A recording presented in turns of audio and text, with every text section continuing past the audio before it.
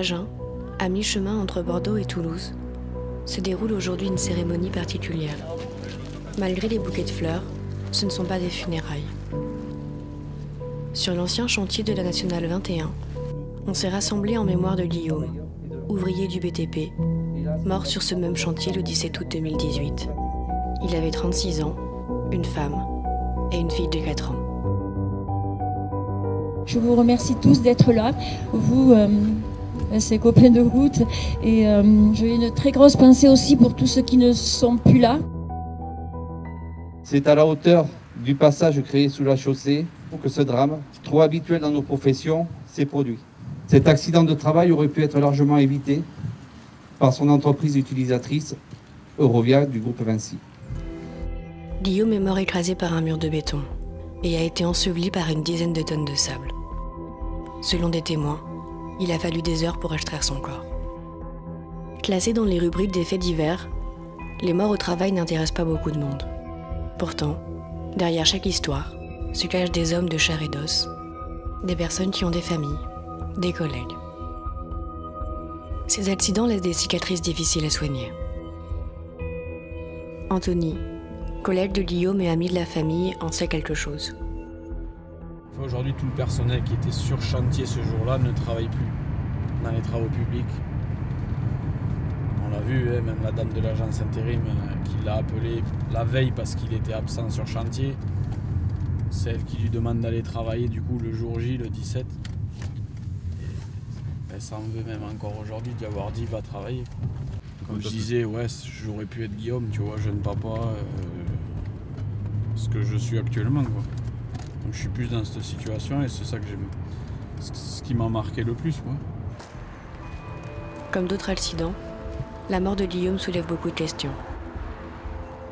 Cet accident aurait-il pu être évité? Pourquoi ce mur est-il tombé? L'entreprise est-elle responsable? L'accident il se passe le 17 août, il y avait beaucoup de gens en congé, c'était que des intérimaires sur chantier. C'était même un chef de chantier intérimaire. Le péliste c'était un locatier, donc c'est pas du tout à l'entreprise.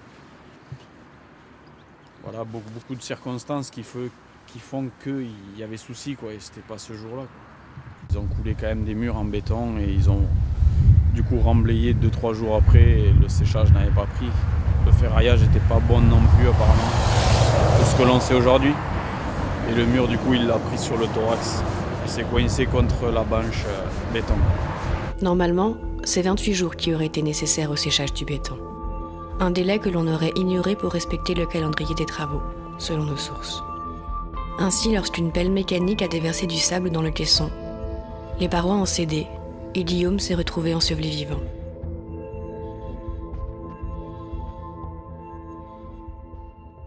L'entreprise qui embauchait Guillaume s'appelle Eurovia. Avec presque 20 000 employés en France, cette filiale du groupe Vinci est un géant du BTP dans l'Hexagone. Selon Eurovia, cet accident reste un mystère. Bienvenue chez Eurovia. Voilà, on a aucune explication qui nous permette de caractériser précisément ce qui s'est passé ce jour-là. Les accidents, si on prend l'historique, celui-ci en est l'exemple et malheureusement on fait tout pour que ça n'arrive pas. Donc on travaille énormément sur la prévention. Donc il faut travailler, voilà, cet état d'esprit permanent, de faire attention à soi, de faire attention aux autres. Ce qui se passe, malheureusement, de temps en temps, des accidents mortels, et encore une fois, c'est un drame pour tout le monde. Ces arguments n'ont pourtant pas convaincu les magistrats.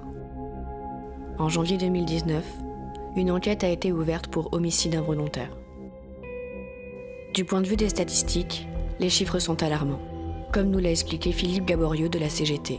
Officiellement, en 2018, dans le bâtiment travaux publics, il y aurait 125 ou 126 morts de mémoire. Guillaume, en tant qu'intérimaire, ne rentre pas dans les statistiques des morts des bâtiments et travaux publics, mais rentre dans les statistiques des morts intérim. C'est ce qui nous permet de dire, et je pense que notre estimation est une fourchette basse, qu'on est à un mort par jour.